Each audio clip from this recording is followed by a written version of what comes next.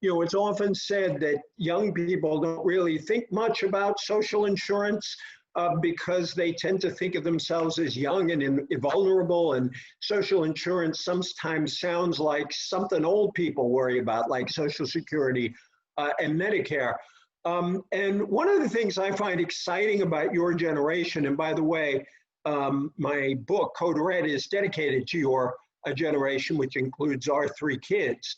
One of the things I admire about your generation is not only that you are more open, more tolerant, more welcoming of pluralism, more accepting of difference in our society, but you also have a really big social conscience. And I'm not just saying that to butter you up. There's a lot of data that shows that. There is a lot of your experience in life that many of you have engaged in social action, political action, and all sorts of direct help programs, helping people one-on-one or in your communities. I think you will change our country. When I get nervous and worried about the mess we are in now, and we are surely in a very deep set of problems, I feel that you are going to actually solve them once you take over, which I hope happens sooner rather than later. I always tell my kids there's a contradiction in my thinking, because I think when my generation is gone and yours takes over, we'll be a better country. The problem is I want to be around to see it. So I've always tried to figure out how I might be able to see both of those things happen at the same time. I don't know if any of you today had a chance, you're probably busy with other things, watching the extraordinary funeral for John Lewis.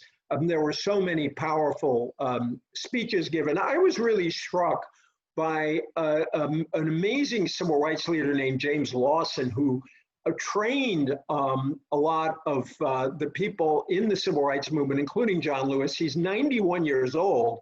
Although looking at him, you'd think he was about 30 or 40 years younger. But I really appreciated the fact that I appreciate a lot of what he said. Incidentally, he referred to plantation capitalism.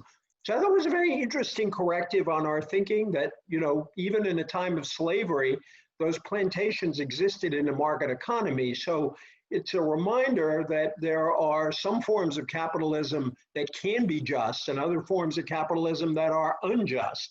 But what I particularly liked is he referred to the preamble of the Constitution of the United States. And if I won't even give you the assignment, I'm going to read it, because the preamble is my favorite paragraph in the Constitution of the United States, because it's a reminder of the point of everything that follows.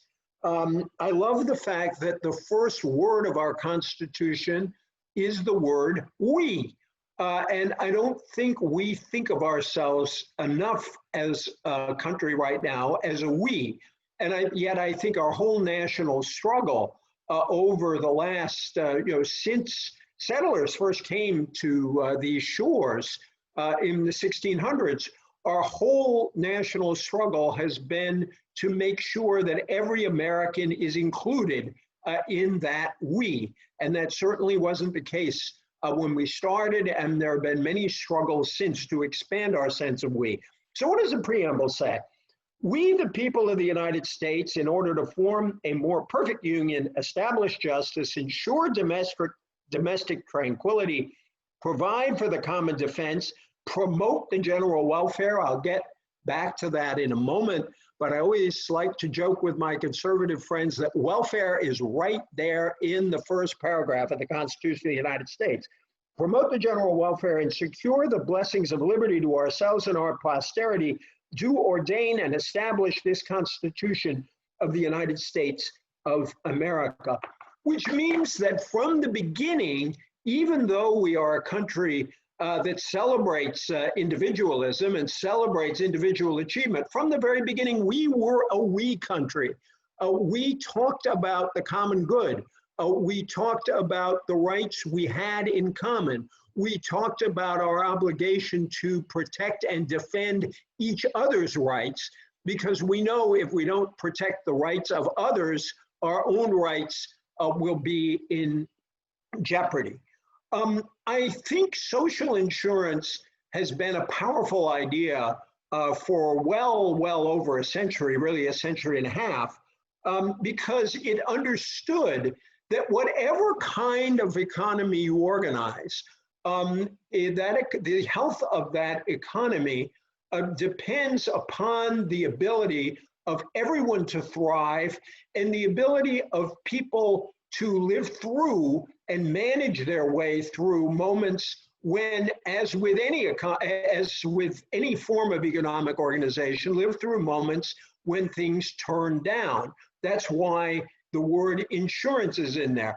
But it is also, as the philosopher John Rawls might teach us, it also comes from a sense that none of us choose our parents. None of us choose how we come into this world. None of us choose the circumstances of our birth, so that we might ask ourselves, what kind of society would we want that might ensure each of us a shot at a good life wherever we were born in our society, whatever the circumstances of our parents, whatever the color of our skin, whichever gender we are. How would we establish a society where, if we were lucky and succeeded right away, well, great. But if we had struggles in our lives, and many of those struggles are unanticipated, how would we be living in a society that would help us cope and ultimately prosper and use our talents to the very best of our abilities? One of the problems with social insurance is it seems like an antique idea, and we tend to think of it as a country as involving old people, because when we talk about social insurance, and you could see it in that little poll, we tend especially to talk about Social Security, which is very important. We tend to talk about Medicare, which is very important. These days, we are talking an awful lot about unemployment insurance. But I was one of those people who voted a straight ticket on that question, because I think all the things on that list were part of what constitutes social insurance. A good example is in Social Security itself, where we think of it primarily as an old age pension program, whereas about a third, and one of the learned people in this audience can correct me on the exact number, about a third of Social Security payments are for survivors' benefits. I have to say I have a personal feeling toward survivors' benefits, because my dad died when I was 16. My wife's dad died when she was 7. I was helped through college on Social Security survivors, my dad's Social Security survivors benefits. And because they cut the age of eligibility when my wife was in college in the Reagan years, she wasn't able to enjoy that advantage. But survivors benefits were critical to her family in getting through a very, very difficult time. That is part of social insurance. I think the reason social insurance endures is because it springs from several different philosophical traditions. The one we tend to think about most, because of the very word social in social insurance, is either socialism, democratic socialism, or social democracy. And it's true that democratic socialists and social democrats have been the stoutest defenders, the most creative people in establishing social insurance across the West and in other parts of the world as well. But there was a second stream of support that came critically in Western Europe after World War II, the Christian Democrats, who rooted their concern for the poor in Scripture, in a historical sense of what Scripture had to teach. In the case of many of the Christian Democratic parties, in Catholic social thought, which had a very, very strong emphasis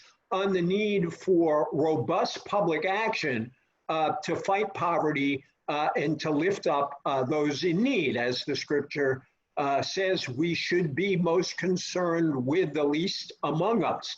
That's another piece of the tradition. A third piece of the tradition came from what you might call shrewd conservatives. Shrewd conservatives who were trying to defend a society in which there were inequalities, who in most cases were trying to defend capitalism and a market economy, learned, particularly in the Great Depression, that without sufficient government support, without government support of the purchasing power of the people, and without help for those who become unemployed, capitalism itself could face grave dangers and collapse outright. And so for social insurance, you have this critical support from three quite different traditions, all of whom come together. One of the hopes I have for post-Trump politics, and I won't get into that except to say you only have to read my column to know where I stand on this coming election. But one of the hopes I have for post-Trump politics is that you might see a discrediting of a certain kind of radicalization of conservatism. And those parts of the conservative movement that accept the importance of social insurance might begin to join with people on the left and with people in that, if you will, more or less religious center to say, you know, we understand the need not only to protect social insurance, but to make it work for a new time. And that's where I want to go before I close.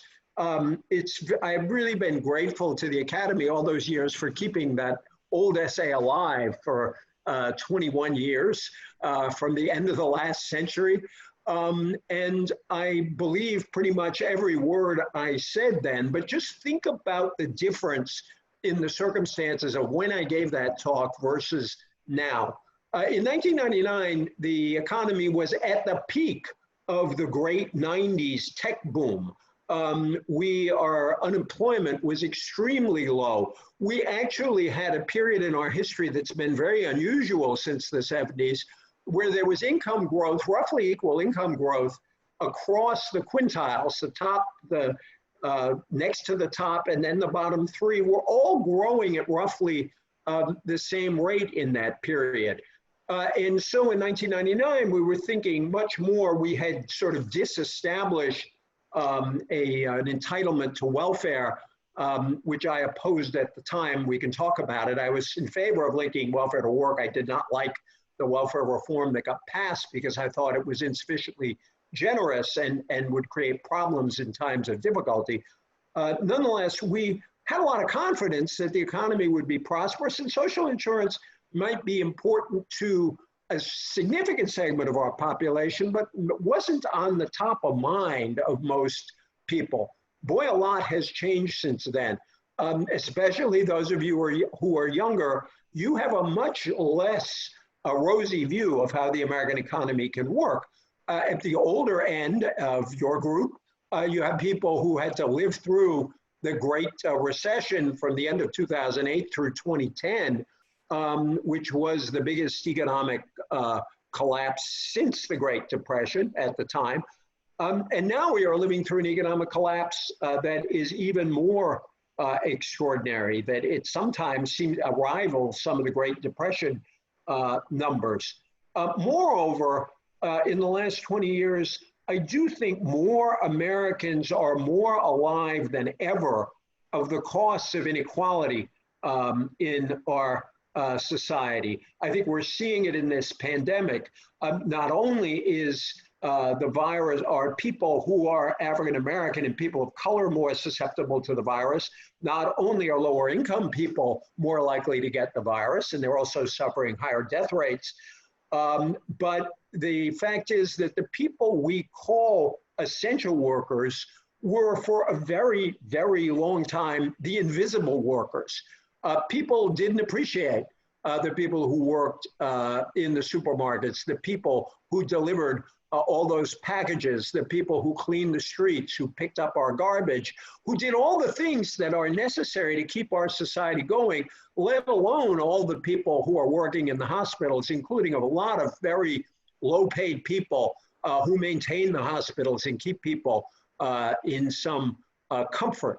There are bad news stories here, but there may in the long run, if we learn the right lessons, be some good news stories here. I think we are now much more aware of the inequalities we confront, much more aware of ensuring everyone against the vicissitudes of an economy and a society that can face enormous unanticipated problems. And so I want to close by saying that we could be facing, and this would go to all of you younger folks here, you could have an enormous opportunity because there is a desperate need in our country to rethink our social contract. And there are people from various points on the spectrum. Most of them are on the progressive side, but this includes people more toward the center, like Jim Kessler over at Third Way, who wrote a very good, there are two good essays in Democracy Journal. I'm chair of the board of advisors, so I commend this magazine to you. But at Democracy, we recently had a couple of really good pieces, one by Jim Kessler, which spoke about creating a shock-proof America. I think that's a great way to look at social insurance and what its goal is. There was another essay by Neera Tanden, president of the Center for American Progress, who talked about our need for a new social contract. Because in many ways, the social contract we are living in today was written for the New Deal era. It was written for a very different kind of economy, an economy obviously that had many more industrial jobs in it, an economy that knew none of the technologies that are allowing us to talk today. It did not have as many jobs in the service economy in the same way. We are in a very different circumstance, yet the New Deal itself showed that our country was capable of enormous social inventiveness, and it showed and it gave us a certain social base to build from. I think you're seeing in the conversations, for example, among Joe Biden, representing a more moderate form of progressivism, and Elizabeth Warren and Bernie Sanders, a real attempt to say, how would people who are broadly progressive, who believe in the importance of social insurance and a robust social contract, how might we come together to provide healthcare for everyone, to provide opportunities for higher education for everyone, and to insure everyone against those accidents of life that happen to us all. So I think this is a moment to think creatively. I think it's a moment to think very big. And I think it's a moment where a new generation is going to lead us to the kind of social protection and the kind of social justice that we've been struggling for now for quite some time. John Lewis liked to talk a lot about that central idea from the civil rights years that our goal is to build a beloved community. I think social insurance is part of that beloved community. And I think we need to find ways to rectify inequalities that cause social struggles and also mistrust across a lot of our lines, when the job is for all of us to come together to lift up the entire population of our country, and yes, to make sure that we again think of each other as equally part of we the people. Thank you all very much. And I'm really looking forward to our dialogue.